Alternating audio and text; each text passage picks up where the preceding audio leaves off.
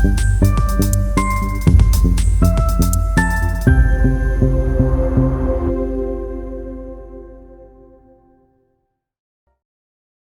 Video में आज हम बात करेंगे भारतीय संविधान के अनुच्छेद 14 के बारे में, जिसमें हम जानेंगे विधि के समक्ष समानता और विधि का समान संरक्षण।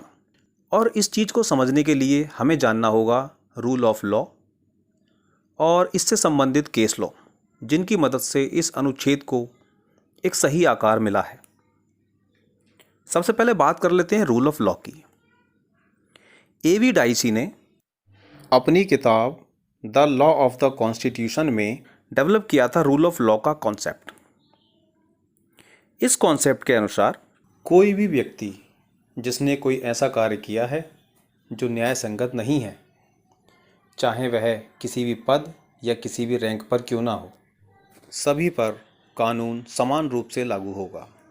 चाहे वह प्रधानमंत्री हो या फिर एक आम आदमी या फिर कोई अधिकारी हो या फिर एक क्लर्क, सभी पर समान रूप से कानून लागू होना चाहिए। इसी को बोलते हैं रूल ऑफ लॉ।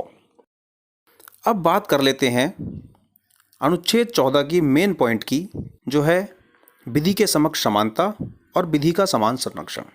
मतलब ऐसा कोई भी कार्य जो असमान व्यवहार को दर्शाता है, जो भेदभाव को दर्शाता है, जो ऊंच नीच को दर्शाता है, ऐसे कार्यों को रोकना चाहिए।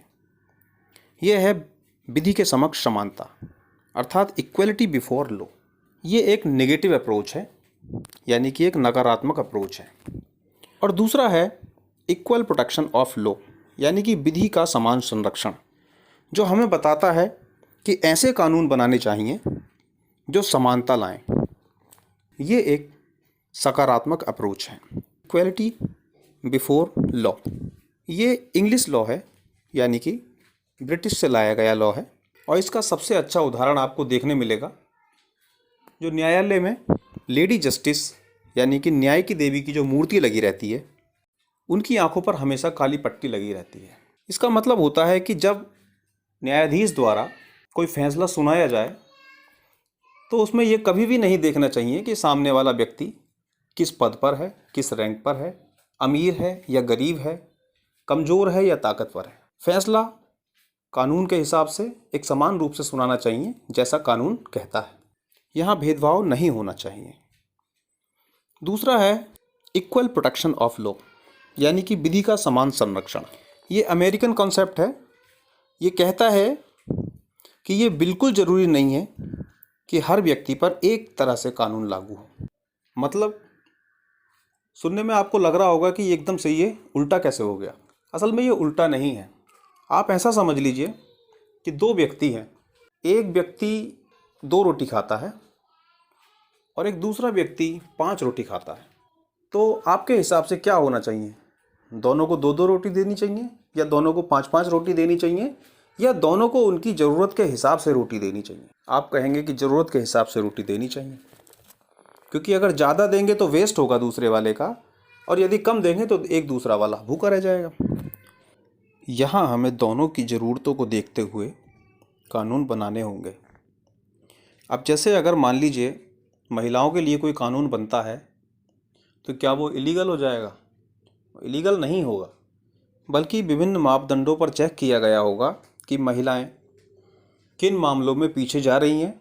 तो महिलाओं के लिए ऐसे कानून बनाए जाते हैं जिससे ये मुख्य धारा में आ सकें। इन नियमों को बनाने के लिए सबसे पहले वर्गीकरण का करना जरूरी है। बिना वर्गीकरण किए हम ऐसा कोई नियम नहीं बना सकते जो सभी को समान रूप में या समान मुख्य धारा में लाता हो। इसी के समाधान के लिए एक परीक्षण किया गया, जो कि हुआ था FN बलसारा बनाम बॉम्बे राज्य के मामले में। इस परीक्षण में 2 बातों का ध्यान दिया गया।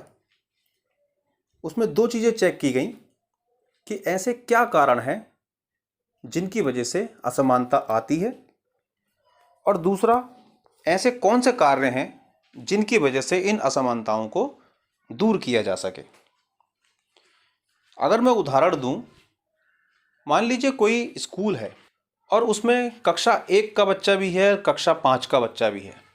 अगर हम कक्षा 1 वाले बच्चे को कक्षा 5 वाले बच्चे के साथ बैठाकर कोई टेस्ट लेते हैं तो जाहिर सी बात है कि कक्षा 1 वाले को वो सब नहीं आएगा जो कक्षा 5 वाले को आता है। यानी कि ये उचित नहीं होगा कि दोनों के लिए एक समान टेस्ट रखा जाए।